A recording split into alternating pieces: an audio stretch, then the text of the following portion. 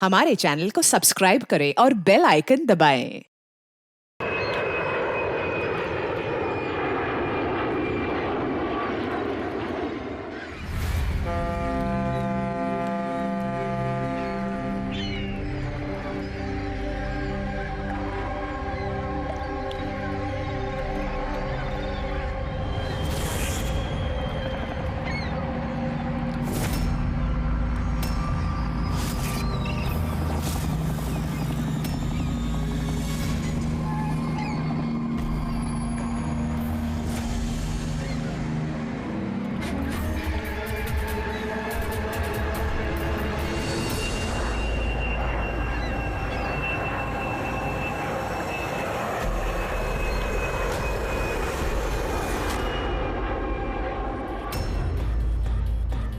ग्यारह बज गए। आ गया। अब ये प्लेन गिरेगा।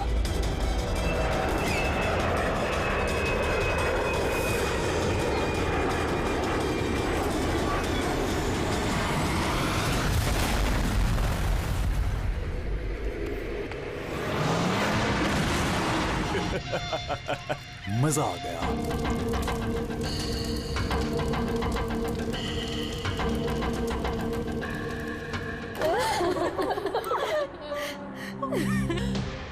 प्लेन में आप तीनों के हस्बैंड्स के अलावा सिर्फ पायलट था।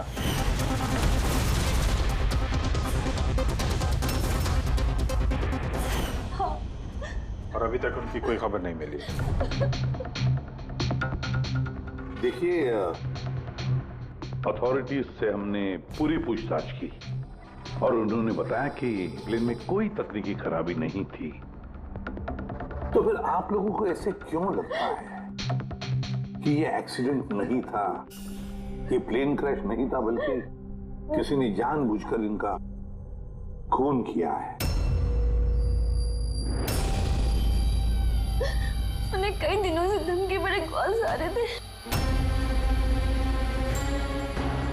देखिए, आप तीनों के हस्बैंड जाने माने बिल्डर्स हैं, तो धमकी वगैरह तो हो सकता है कि ऐसे कॉल्स आ गए हों, लेकिन एग्जैक्टली क्या हुआ था आप बता सकते हैं? हाँ, वो तीनों सूरत जा रहे थे कोई जमीन खरीदने, पर कुछ बिल्डर्स थे जो ये नहीं चाहते थे कि ये डील हो। हाँ सर, करोड़ों की डील थी। जरूर ये काम उन्हीं में से किसी का होगा। अगर धमकी भरे कॉल आ रहे थे तो आप लोगों ने पुलिस की मदद क्यों नहीं ली? सर, हम पुलिस के पास जाना चाहते थे, पर हमारे पतियों ने हमें रोक लिया। हेलो, कौन बोल रहा है? खबरदार, अगर उस सूरत वाली जमीन के बारे में सोचा भी तो, समझे? धमकी दे रहा है? धमकी दे रहा है मुझे? धमकी समझ लो तुम। कल सुबह 11 बजे अपनी जिंदगी की आखिरी सांस लोगे तुम। तुझे जो करना है कर ले, ये डील तो मैं करके ही रहूंगा। प्लेन क्रैश भी ठीक 11 बजे हुआ था सर। 11 बज गए। अब ये प्लेन गिरेगा।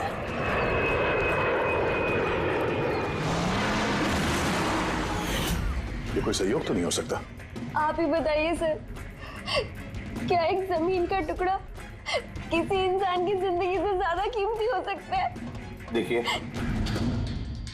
मैं आपको प्रॉमिस करता हूं, जिस किसी ने भी ये किया है उसे हम सजा दिलाकर ही रहेंगे।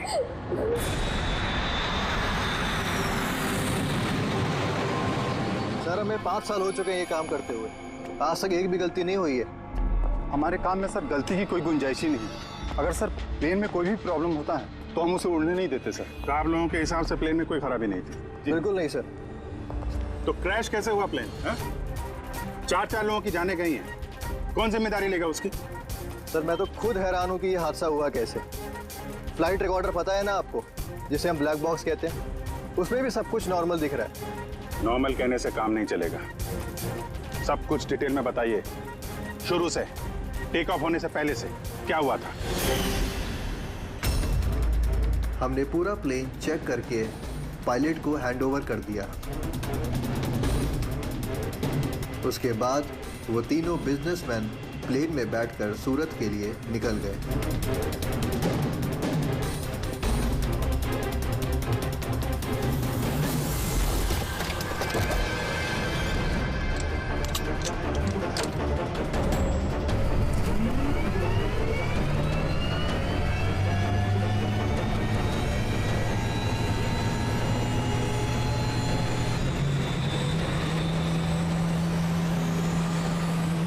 हमें टेक ऑफ का परमिशन रेडियो फ्रीक्वेंसी पे मिलता है मेन टावर से। कल हमें पूरी इंफॉर्मेशन मिलने के बाद ही हम लोगों ने टेक ऑफ की प्रक्रिया शुरू की थी। आप रेडी? क्या? अच्छा, ओके ओके ओके ओके, हाँ ठीक है, हम लोग देखते हैं। क्या हुआ सर? मदन को जिस फोन से धमकी भरे कॉल किए जा रहे थे ना, वो क्रैश वाले दिन यहीं पे था, इसी एयर स्ट्रिप पे। सर अगर फोन यहीं पर था तो किसी अंदर वाले का हाथ है। क्यों? हा? नहीं सर, हमने किसी को भी कोई भी धमकी भरे फोन नहीं किए। तुम लोगों ने नहीं किया तो कोई बाहर वाला घुस गया होगा। यही सिक्योरिटी इसी एयर स्ट्रिप की। अगर वो आदमी यहाँ पे आया था तो कोई ना कोई निशान तो जरूर छोड़ के गया होगा। चेक करते हैं। सर ये जगह तो पूरी खुली हुई है सर, अगर वो कहीं छुपा होगा तो कहीं हैंगर के पास छुपा होगा सर। ठीक है, वहां देखते हैं। चलो हैंगर के पास चलो।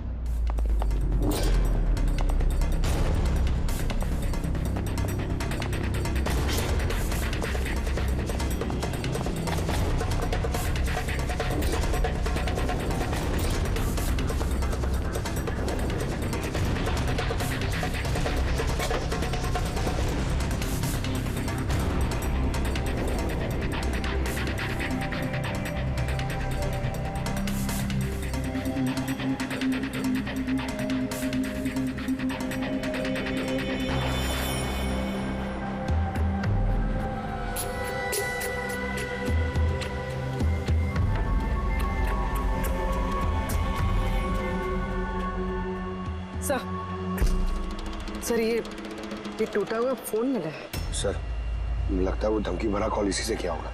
हो सकता है, तोड़ के फेंक दिया। रख लो, कुछ ना कुछ तो मिल ही जाएगा। कहाँ पे मिला था ये?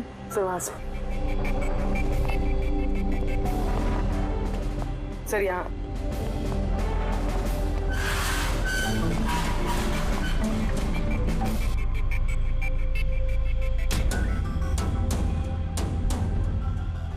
सर ये देखिए, ये कान जैसा कुछ लग रहा है तो कान का निशान यार। फोन भी यहीं मिला है और ये निशान भी।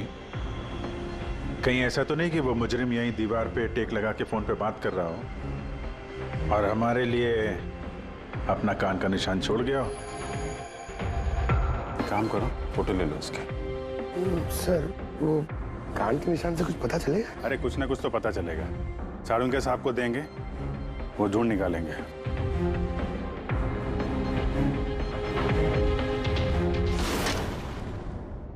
सर 2 लाशें मिल गई है, अंगद और मदन की। और सुमित और वो प्लेन का पायलट ढूंढ रहे थे, अभी तक पता नहीं चला। आप लोग प्लीज रोइए मत, हौसला रखिए। देखिए हम आपसे वादा करते हैं, आपके पतियों का खूनी नहीं बचेगा हमारे हाथों से। सर, हाँ सर वो फोन तो मिल गया जिसे धमकी भरे कॉल किए गए थे, लेकिन सर हमारे वहां पहुंचने से पहले खूनी ने फोन तोड़ दिया ताकि हम उस तक पहुंच ना सके। सर हम जानते हैं सब किसने किया। जानती हो किसने किया खून? रणदीप और शशि ने। रणदीप और शशि कौन है? हा? सर ये दोनों भी बिल्डर्स हैं। ये नहीं चाहते थे कि हम तीनों के पतियों की वो डील सक्सेसफुल हो। जानता था, मैं जानता था इस जुर्म का सारा इल्जाम हम दोनों पे ही लगने वाला है। आपकी तारीफ। सर यही है वो दोनों खूनी, रणदीप और शशि।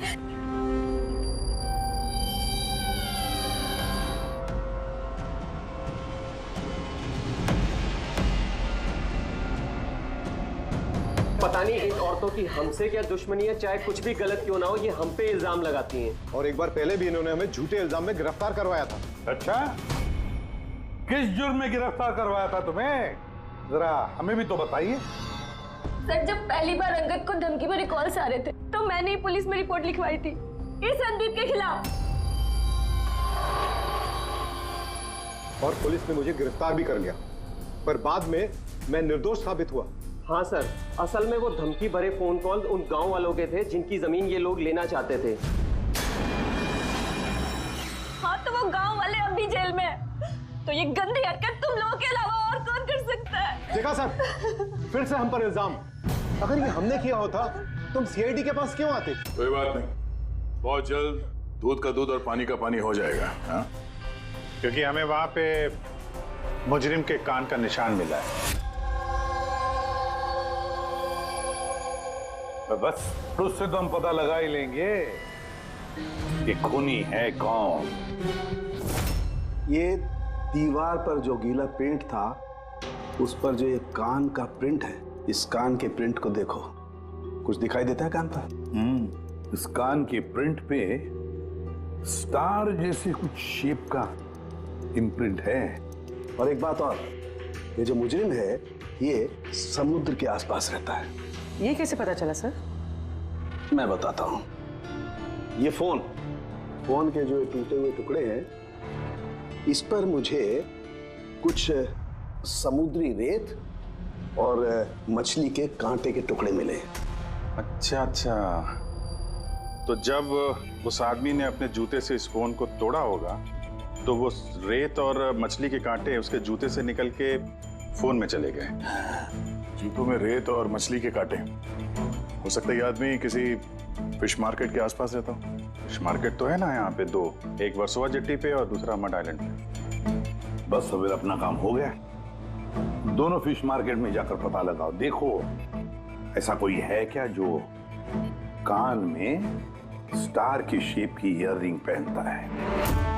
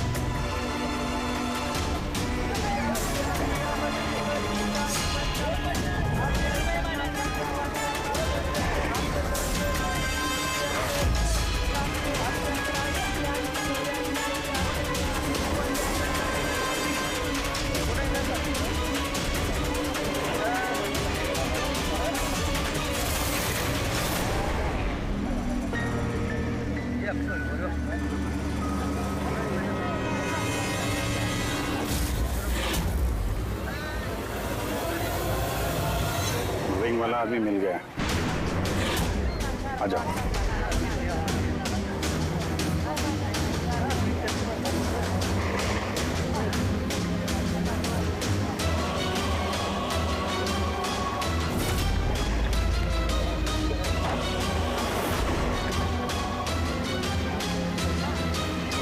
किसी से मीटिंग होने वाली है।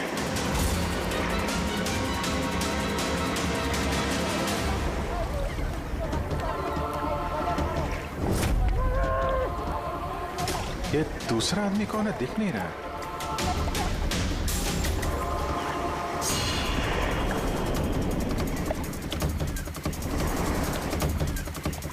ये तो सचिन है। एयरपोर्ट अथॉरिटीज ने मरने वाले पायलट के लिए इसकी फोटो दिखाई थी। वो पायलट सचिन, सचिन जिंदा है?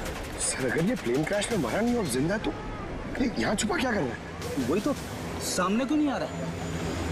चलो पूछते हैं इससे।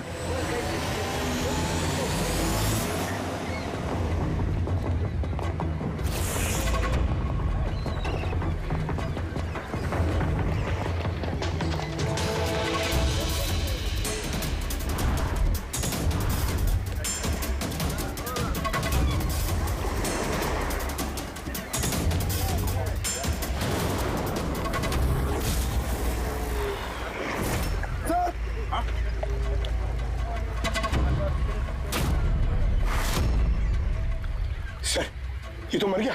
मर गया। वो देखो सर, सचिन भाग रहा है सर।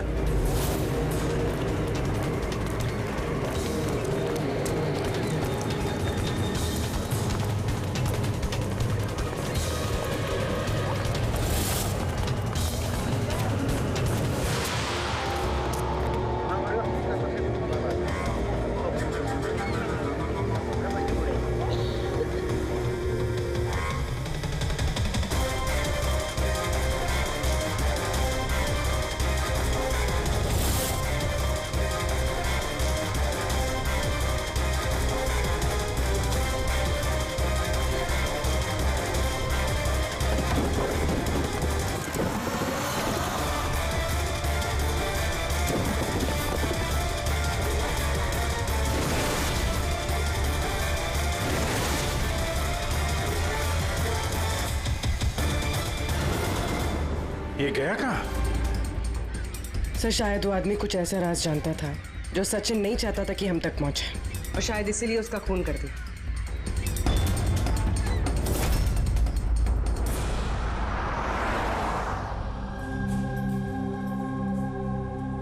सर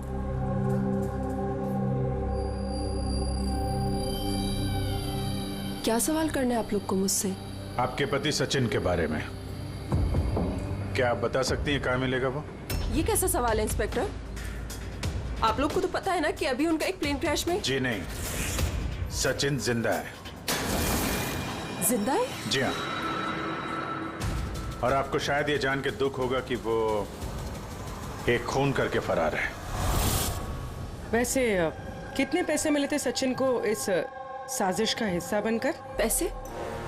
पैसे नहीं मिले। पैसे मिले होते तो मैं यहाँ कॉफी शॉप में काम नहीं कर रही होती।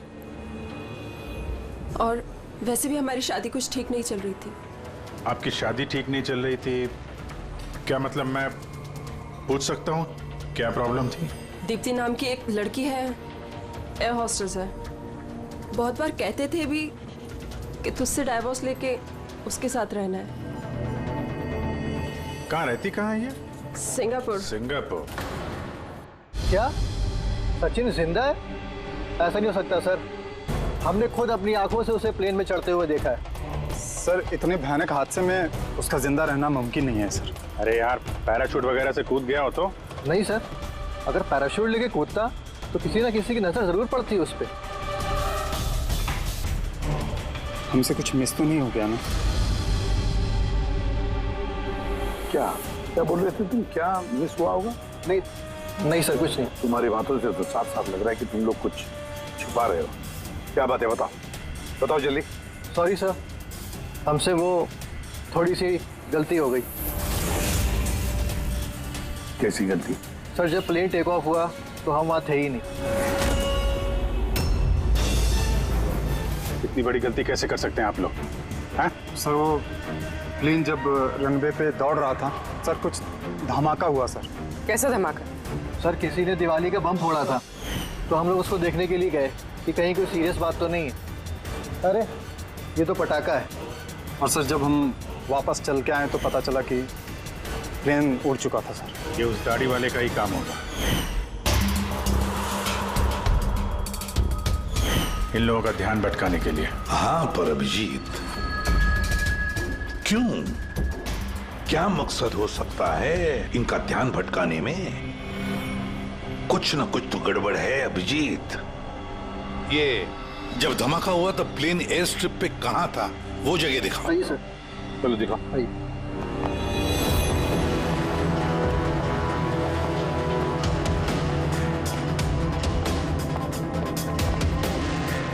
एक मिनट अभिजीत,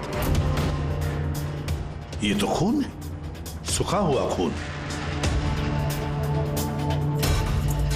सर खून का रंग देख के लग रहा है ज्यादा पुराना नहीं होगा, आजकल का ही होगा। ये खून किसका खून है? ये यहाँ पर कैसे?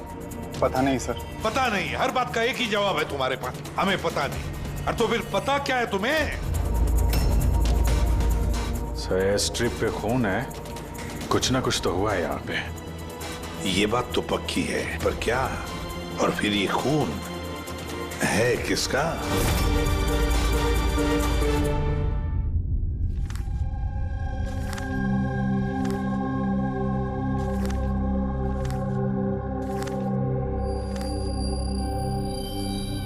बस पता चल गया, एयर स्ट्रिप पे जो खून था वो किसका था?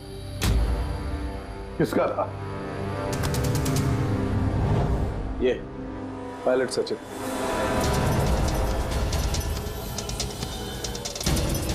पायलट सचिन का खून? लेकिन उसे चोट लगी कैसे और कब? सर जब हम उसे जेट्टी पे मिले थे तब उसने स्लिंग बैंडेज पहन रखा था और उसके हाथ पे पट्टी भी बंधी हुई थी। अगर इंजीनियर्स तो बता रहे थे कि जब सचिन टेक ऑफ के लिए जा रहा था तो वो बिल्कुल ठीक ठाक था, कोई चोट वोट नहीं थी उसे। इसका एक ही मतलब है अभिजीत, सचिन को चोट एयर स्ट्रिप पर ही लगी है। प्लेन टेक ऑफ होने से पहले ही सचिन एयर स्ट्रिप पर कूदा और उसे चोट उसी वक्त लगी है। बिल्कुल ऐसा ही हुआ होगा बॉस, क्योंकि इसीलिए सचिन क्रैश में मारा नहीं गया, क्योंकि वो प्लेन में था ही नहीं। लेकिन सालुंके साहब, किसी ने सचिन को प्लेन में से कूदते हुए देखा किसे नहीं? अरे यार, वो पंकु ने पटाखा चलाया था ना, ध्यान भटकाने के लिए। ये सब सचिन और पंकु का प्लान था सर।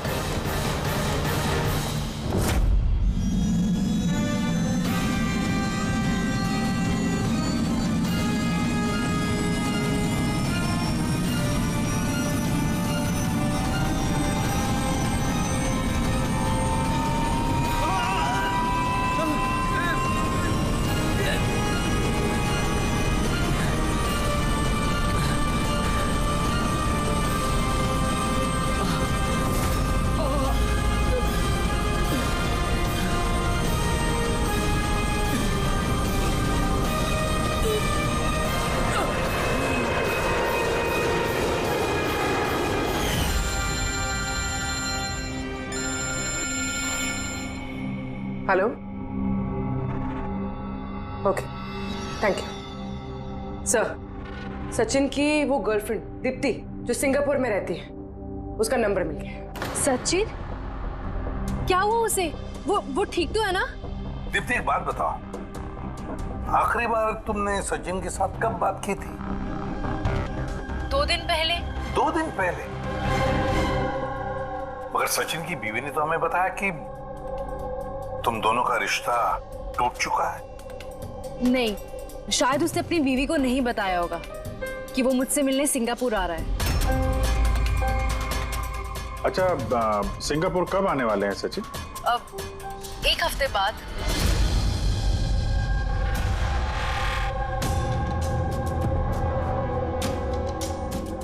अच्छा, और क्या क्या बातें हुई तुम्हारी 2 दिन पहले?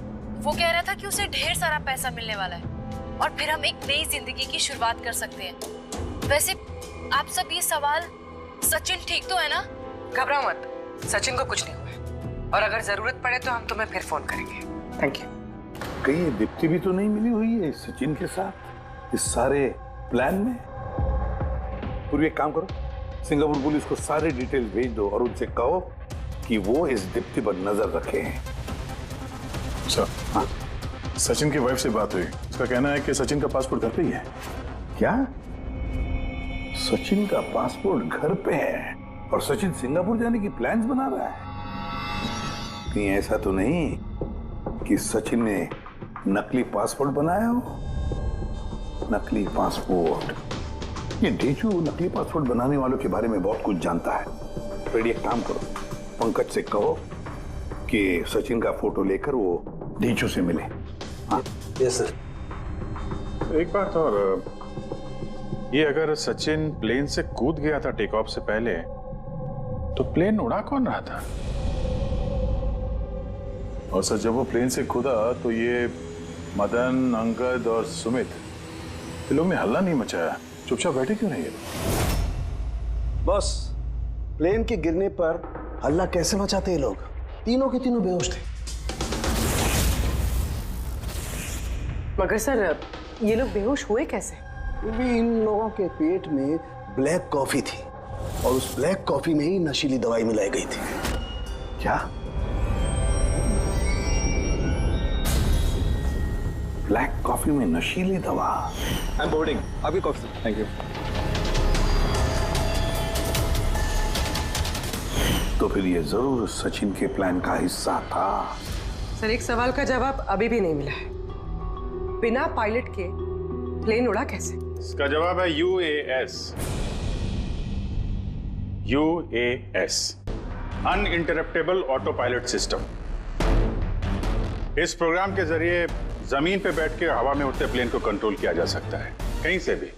हाँ सर, हम लोग फॉरेंसिक लैब में रह के भी हवा में उड़ते हुए प्लेन को कंट्रोल कर सकते हैं। और इस प्रोग्राम को इसलिए बनाया गया कि हवा में उड़ते प्लेन में अगर इमरजेंसी हो जाए या हाईजैक का प्रॉब्लम हो जाए तो उसका कंट्रोल नीचे वालों के पास भी रहे। मतलब प्लेन के कॉकपिट का कंट्रोल उसके हाथ में जिसके हाथ में वो रिमोट है। हाँ सर, और जिसके पास भी रिमोट कंट्रोल था उसी ने प्लेन क्रैश करवाया समंदर में। रिमोट कंट्रोल वाला खूनी, ब्लैक कॉफी में नशीली दवा। अगर एक बार पता चल गया ना कि ये ब्लैक कॉफी में नशीली दवा डाली किसने और पिलाई किसने, तो समझ लो ये रिमोट कंट्रोल वाले खूनी तक हम पहुंच गए। Remote control. Black coffee? Sir Madan तो ब्लैक कॉफी पीते ही नहीं थे, उन्हें हाई ब्लड प्रेशर था। और सर मैंने भी सुमित को ब्लैक कॉफी नहीं दी थी, क्योंकि जिस वक्त वो घर से निकले मैं भी घर पे नहीं थी। देखिए, उन तीनों के पेट में से ब्लैक कॉफी मिली थी, जिसमें वो नशीली दवा भी थी। आप लोग तो कह रहे हैं कि आपने किसी ने भी अपने पतियों को ब्लैक कॉफी नहीं पिलाई, तो हो सकता है किसी और ने पिलाई हो उनको, या फिर कहीं बाहर गए थे तो वहां पर पी हो। कहीं गए थे क्या? हाँ सर, उन्हें हमारा ड्राइवर रवि एयरपोर्ट छोड़ने गया था, तो शायद हो सकता है अगर उन्होंने कहीं बाहर से कॉफी पी हो तो उसे जरूर पता होगा। रवि जरा बुलाइए उसे, कहाँ है? सर जब से ये हादसा हुआ है उसने काम पे ही आना बंद कर दिया, उसने हमारे फोन भी उठाना बंद कर दिया। मतलब अभिजीत, ये रवि कल से गायब है।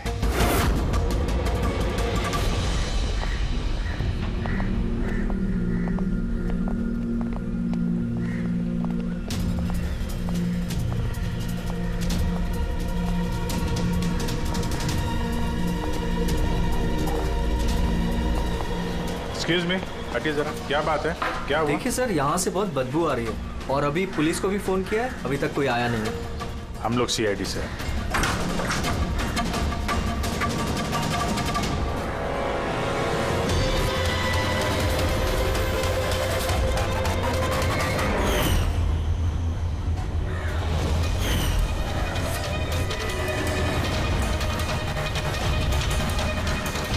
सर एक और मौत।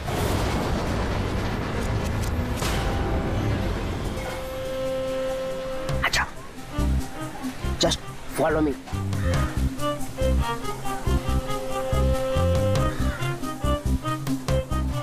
पंकज, चुपचाप मेरे पीछे पीछे चलते रहना। जब तक मैं यहाँ हूँ तुम्हें घबराने की थोड़ा भी जरूरत नहीं है। ओ ढेचू, मैं घबराता नहीं हूँ, समझा? मैं CID से हूँ। चुपचाप चलो, फॉलो मी। इधर चलो।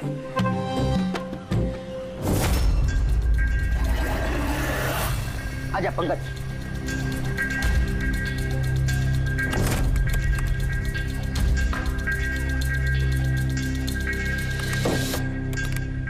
क्या दोस्त, सुना है तुम बहुत अच्छा पासपोर्ट बनाते हो?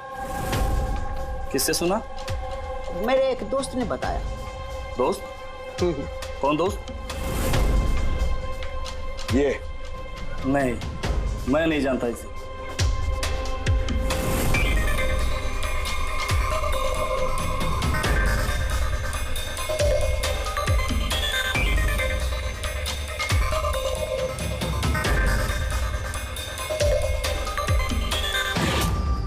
ये दोस्त है तुम्हारा? तुम्हें कोई शक है? बहुत अच्छे से जानता हूँ इसे मैं। इसका पासपोर्ट भी रेडी पड़ा है, बनकर मेरे पास। अरे वाह, फिर तो मेरा भी पासपोर्ट बन जाएगा ना? बन जाएगा, लेकिन 2 पेटी लगेगा। अरे यार, देता हूँ ना तेरे को 2 पेटी। बोल क्या चाहिए तेरे को? 2 पेटी आम चाहिए, 2 पेटी सेब चाहिए, क्या चाहिए? ए शाने, 2 पेटी मतलब 2 लाख। 2 लाख? 2 लाख। चलिए बता, नाम क्या लिखना है तेरा पासपोर्ट पर? Sub inspector Pankaj, CID। CID? हाँ, CID।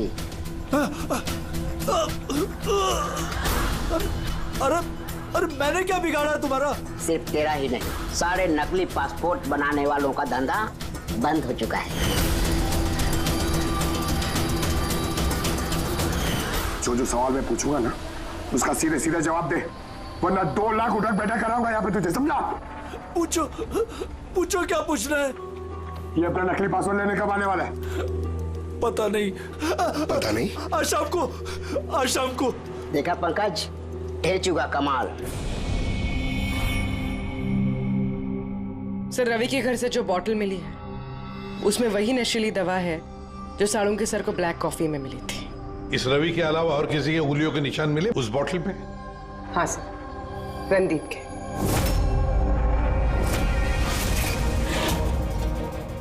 रणदीप, ये रणदीप ब्यूरो में आकर जोर जोर से चिल्ला चिल्ला कर अपनी बेगुनाही साबित करने की कोशिश कर रहा था।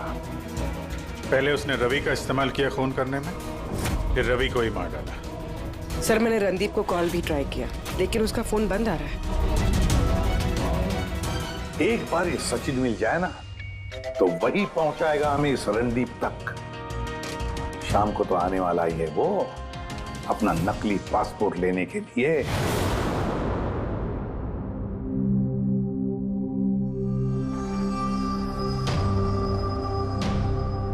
मेरा पासपोर्ट रेडी है। हाँ, तुम एक काम करो, अपना पासपोर्ट उससे ले लो, उसके पास है। अरे यार जल्दी करो, मेरे पास ज्यादा टाइम नहीं है। सही कहा तूने, तेरे पास तो बिल्कुल भी टाइम नहीं है। बस ये फोटो चिपका दूं? ये क्या मजाक है? मजाक नहीं है, ये सीआईडी का तोहफा है। सीआईडी? बता वो प्लेन क्रैश कैसे किया था तूने?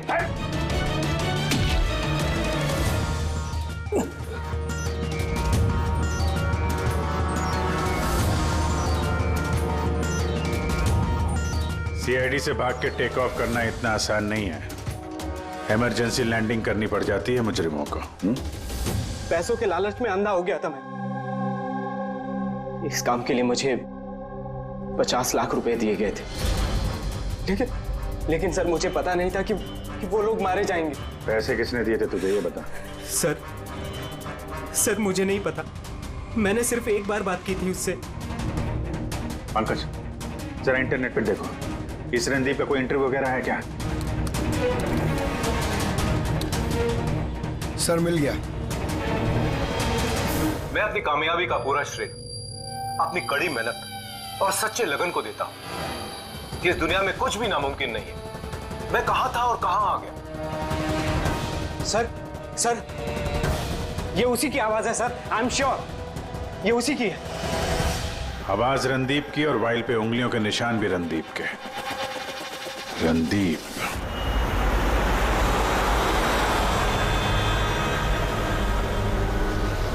सर आगे से राइट। सर ये रणदीप का तो फोन बंद है सर, तो उसकी लोकेशन कैसे ट्रैक करेंगे? अरे फोन बंद है तो क्या हुआ पंकज, उसका वीडियो याद है? उसमें उसने अपने हाथ में एक ब्रेसलेट पहना हुआ था। मैंने वो इंटरव्यू दोबारा चेक किया।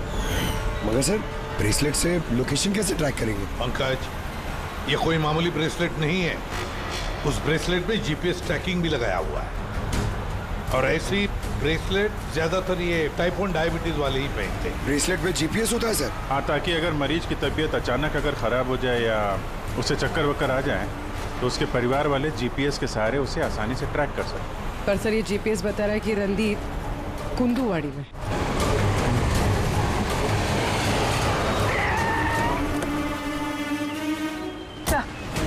यहीं कहीं, यहाँ पर।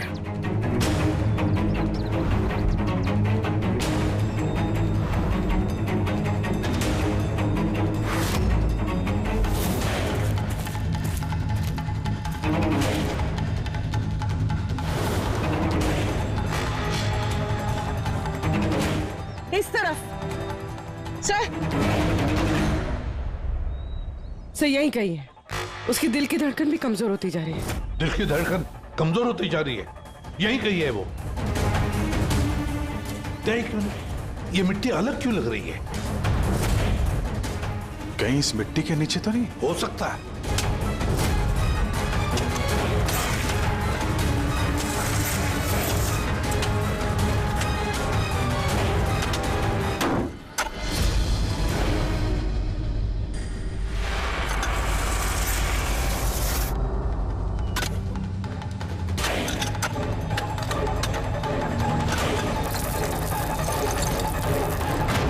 My God!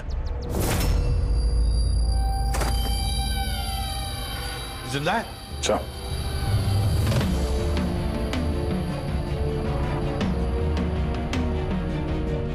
सर हम तो सोच रहे थे ये रणदीप खूनी है, पर यहाँ तो कोई उसकी ही जान लेने चला था। सर मुझे नहीं लगता कि रवि का खून रणदीप ने किया होगा, क्योंकि ब्यूरो से निकलने के बाद उसकी ब्रेसलेट की लोकेशन यहीं पर थी, वो और कहीं गया ही नहीं। मतलब जिसने भी सचिन को पैसे दिए वो रणदीप नहीं, कोई और ही है। लेकिन सर आवाज तो उसी की थी, उसने खुद पहचानी है। पूरी आवाज बदल के बात करना कोई बड़ी बात नहीं है, और आजकल सर ऐसे ऐसे मोबाइल ऐप्स आए हैं जिसके जरिए कोई भी किसी की भी आवाज में बात कर सकता है। तो फिर कौन है वो जिसने रणदीप को फंसाने की कोशिश की? है कौन वो जिसने ये आवाज बदलने वाला ऐप इस्तेमाल किया?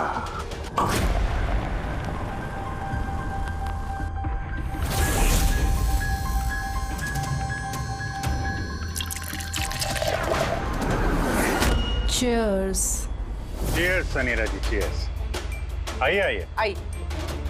मुबारक हो अनीरा जी। मुबारकबाद? वो किसके? उस ऐप के लिए, वो ऐप जो आपकी कंपनी ने बनाया जिसकी वजह से कोई भी इंसान अपनी आवाज बदल सकता है। जी? जी।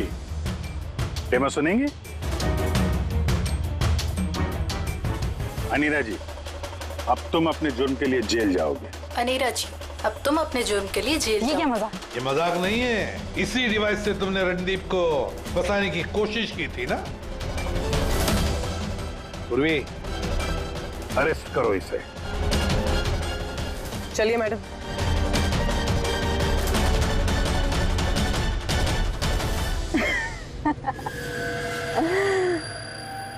इतनी भी क्या जल्दी है सीआईडी वालों, जरा उधर तो देखिए।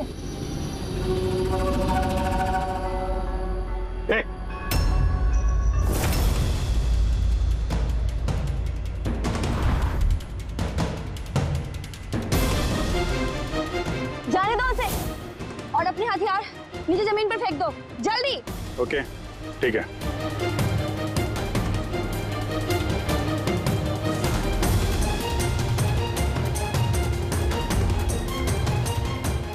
रुक जाओ, बेवकूफी छोड़ दो ये। छोड़ो उनको।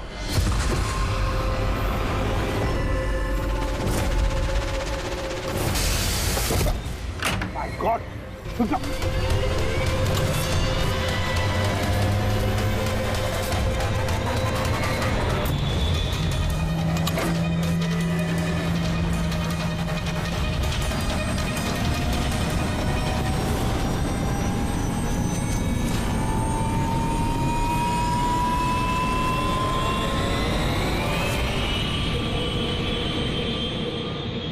Damn it.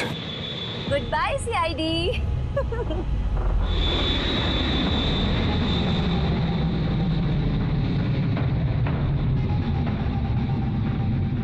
Well done girls. आज तक जो बड़े बड़े मुजरिम नहीं कर पाए वो हमने कर दिखाया। सीआईडी को तो नानी याद आ गई होगी। पर वो सब तो ठीक है यार, पर अब जाएंगे कहाँ? ओरिजिनल प्लान तो ना चौपट कर दिया। सोचते हैं कोई ना कोई मंजिल तो मिल ही जाएगी।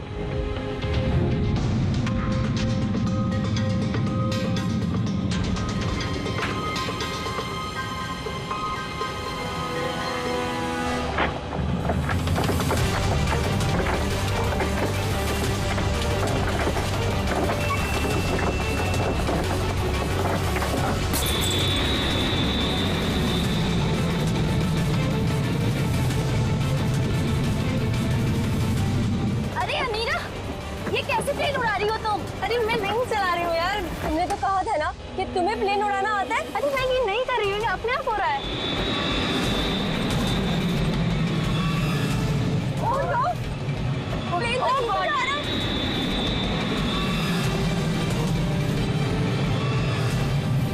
लगता है हमारी यूएस टेक्नोलॉजी किसी को पता चल गई क्या? मगर कैसे?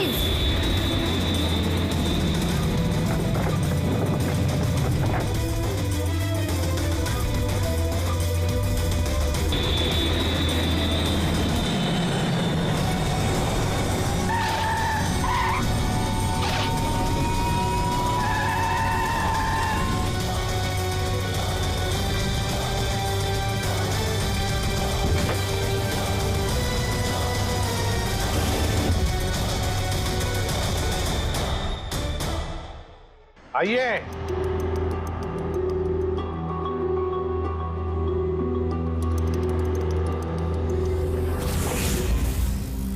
जिस देश में औरतें अपने पतियों की लंबी उम्र के लिए व्रत रखती हैं, कोई ऐसा भी कर सकता है कि अपने ही पति का खून कर दे? बहुत ठोस वजह रहे होगी आप लोगों के पास। हाँ, वजह थी। हमारे पति कोई दूध के धुले हुए नहीं थे। हाँ, लोगों को तो वो ऐसे दिखाते थे कि वो हमसे बहुत प्यार करते हैं, पर घर में कुछ और ही कहानी होती थी। ना हमें उनसे प्यार मिला और ना ही वफादारी। अंगर ने तो कई बार रिया पर हाथ भी उठाया था। हॉस्पिटल में भी भर्ती हुई थी वो। इन सब से तंग आकर हमने अपने पतियों को धमकी भरे कॉल्स करवाए और सोचा मौका अच्छा है तो हमने उन्हें मरवा दिया।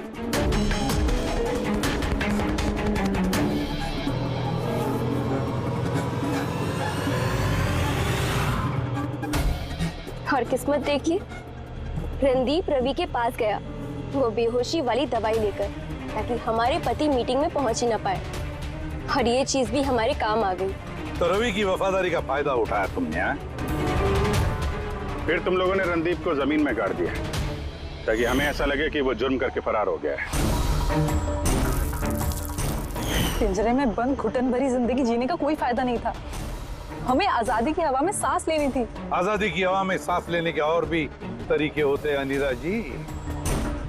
पति को मारना सबसे गलत रास्ता। सही होता अगर तुम पतियों से अलग हो जाती, लेकिन नहीं, तुम तीनों ने ऐसा रास्ता चुना जो तुम्हें घुटन भरी जिंदगी तक ले जाएगा, और वो भी जेल की सलाखों के पीछे। For more updates, subscribe to our channel, click the show links and enjoy watching the videos.